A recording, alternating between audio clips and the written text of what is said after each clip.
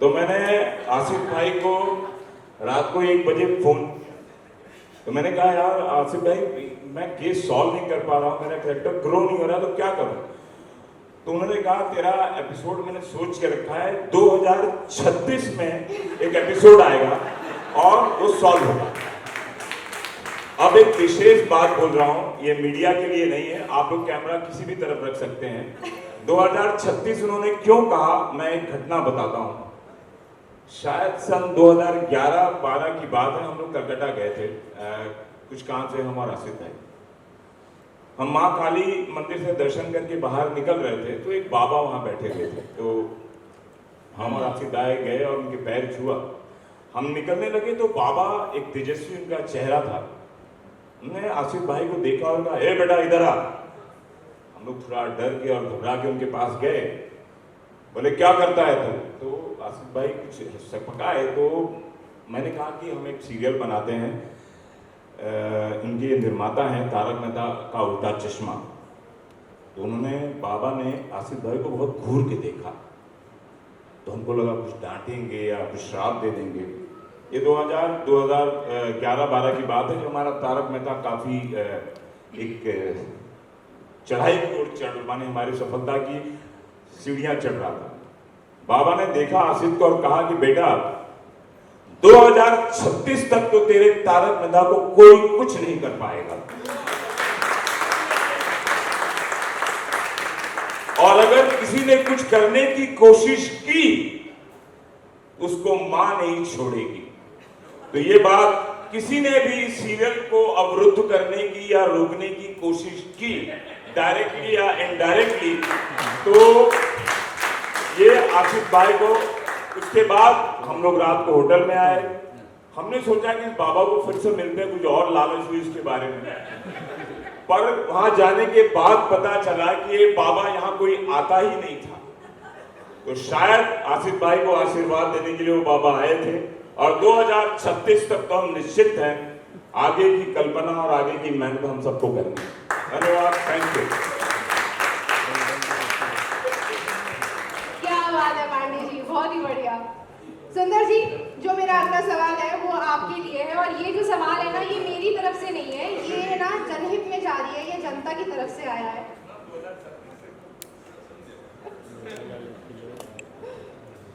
सुंदर जी, जनता आपसे जानना चाहती है कि आपने आज तक मोटा मोटी जेठालाल जी से कितने पैसे हथियार लिए? मोटा मोटी रफ फिगर। आपने आज तक जेठालाल जी से मोटा मोटी कितने पैसे हथियारे होंगे? Rough figure, just one number. अरे मैं गिनती के लिए थोड़ी ना लेता हूँ, मैं तो मजे के लिए लेता हूँ। ये मेरा शौक है। वो सभी पैसा जो है वो मैंने संभाल के रखा है, वो मैं सब वापस करने आने वाला हूँ। वो सब मेरे मन में प्लान है, पर वो प्लान अभी बताना नहीं है। वो आसिफ भाई के साथ मेरा सब डिस्कस किया हुआ है, और उसमें से मैंने आज तक एक पैसा नहीं वापरा है। वो हर एक टैक्सी वाला भी मुझे वापस दे जाता है। आप भी 2036 का इंतजार कर रहे हैं? नहीं, मैं बोल रहा हूँ, इन्होंने 14 साल कम कर दिए ये बोल के। जब 100वां एपिसोड था तब आसिफ भाई को मैंने बताया था कि सर अपनी ये सीरियल है ना 50 साल चलेगी। आसिफ भाई गलत बोल रहा हो तो बताना। मैं बोल रहा हूँ बाबा ने कम कर दिया।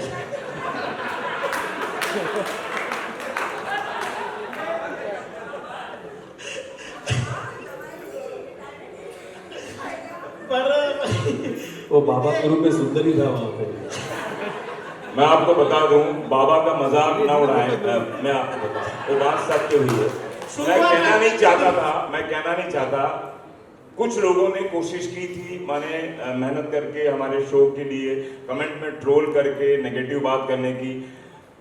कुछ लोग बहुत तकलीफ में हैं जिन्होंने कोशिश की थी, मैं कहना नहीं चाहूँगा ऐसे शुभ अवसर पर।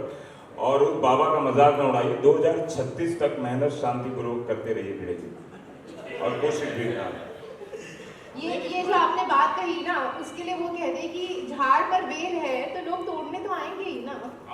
नहीं, पर ये है कि जब पहली बार हम अहमदाबाद शूट करने गए थे, तब हमारे अशोक भट्ट साहब भी थे, सबको याद होगा। और उन्होंने भी जब शायद एक पहली जो पार्टी थी तारक मेहता साहब के जन्मदिन की थी, और जो अहमदाबाद में थी उस टाइम पे हमारे अशोक भाई भी आए थे और उन्होंने बहुत प्यार से आसिफ भाई को आशीर्वाद दिया था। उसमें उन्होंने बोला था यावत चंद्र दिवा करो। उन्होंने आसिफ भाई को ऐसा आशीर्वाद दे दिया था कि जब तक सूरज चांद रहेगा तुम्हारा ये काम चलता रहेगा। शायद उनको याद हो तो आसिफ भाई को हमारे अशोक भाई ने बोला था। और मज़ेदार बात यह है कि बहुत एक अच्छी जर्नी मेरे लिए तो रही कि एक अहमदाबाद से आता हूँ। एक बार बहुत मज़ेदार बात हो गई थी कि मैं लकड़िया पुल से जा रहा था बाइक पे, और पीछे से एक आदमी आया, एकदम सटाक से आगे आके मेरे आगे खड़ा रह गया और एकदम घुर के मुझे बोला कि क्या समझता क्या है अपने आप को, क्या हो आइंदा ऐसा अहमदाबादी का रोल नहीं करना, पैरा ही दिशा जदोरे।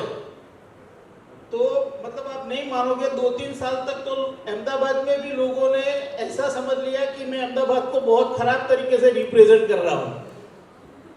हर एक सालों को ऐसा लगने लगा था कि हमारा खराब चरित्र चित्रण हो रहा है। इतना इंटेंसली लोग मेरे साथ जुड़ गए थे और वो लकड़िया पुल पे मुझे ये अनुभव हुआ था। मतलब कहने का मार्ग ये है कि लोग इतने अटैच हो गए उस टाइम से ये सीरियल के साथ कि जिसकी बात नहीं कर सकते।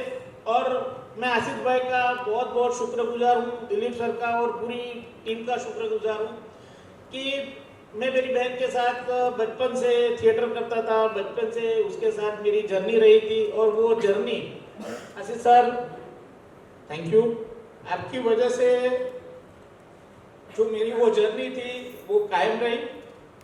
और ऐसा किसको मिलता है कि अपनी बहन के साथ इतनी लंबी सफर को तय करे। और आज भी बहन नहीं है तो भी मैं यहाँ परफॉर्म कर रहा हूँ, पर ईश्वर की कृपा से बहन के साथ परफॉर्म करने की जो मैंने मजा ली है, हर एक पल दिलीप सर, मैं, बहना, बाकी सब लोग, तो ईश्वर की कृपा रही, वो सत रहा। बहन के साथ ही परफॉर्म करते करते ये जो जर्नी थी उसमें आगे बढ़ने की। तो मैं पूरी टीम का शुक्रगुजार हूँ जो अभी यहाँ है, जो पहले जर्नी में साथ रहे, वो सभी का, और आप सभी दर्शकों का कि जिन्होंने इतना सारा प्यार दिया। आपके बगैर ये सब नहीं हो सकता। तारक मेहता साहब का भी आशीर्वाद है हम लोगों पर। पूरी दुनिया को उन्होंने हंसाया, जब तक रहे सबको हंसाया। आज भी ऊपर से हंस रहे होंगे कि आज भी हम उनकी प्रेरणा से सबको हंसा रहे हैं। और ऐसा हर एक एक्टर के नसीब में नहीं होता कि ऐसा परिवार मिले। और मैं आप लोगों के साथ में हूँ, सब हमारे साथ हूँ। मैं बहना को भी बहुत मिस कर रहा हूँ और